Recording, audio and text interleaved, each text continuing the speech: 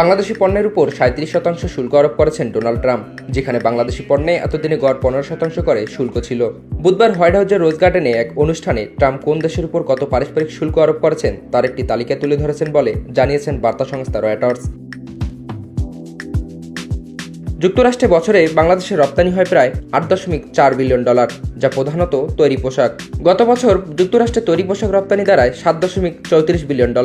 নতুন করে উচ্চমাত্রার শুল্ক আরোপে বাংলাদেশের রপ্তানি, বিশেষ করে তৈরি পোশাক খাতে বড় ধরনের নেতিবাচক প্রভাব পড়বে আশঙ্কা করা হচ্ছে।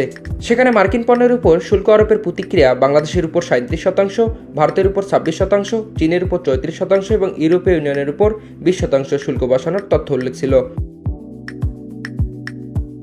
ট্রাম্প আরও জানান, তিনি যুক্তরাষ্ট্রের সব আমদানির উপর 10% বেসলাইন শুল্ক বসাবেন এবং দেশটির বড় বাণিজ্যিক অংশীদার দেশগুলোর উপর আরও বেশি শুল্ক আরোপ করবেন।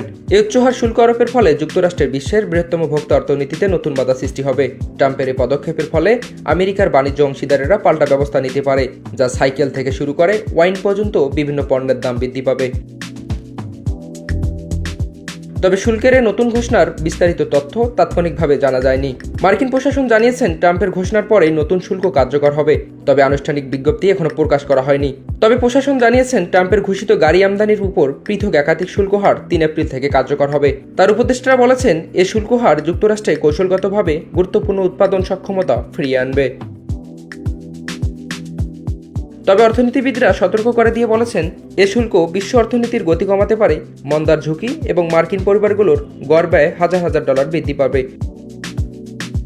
ডেস্ক রিপোর্ট, বার্তা 24।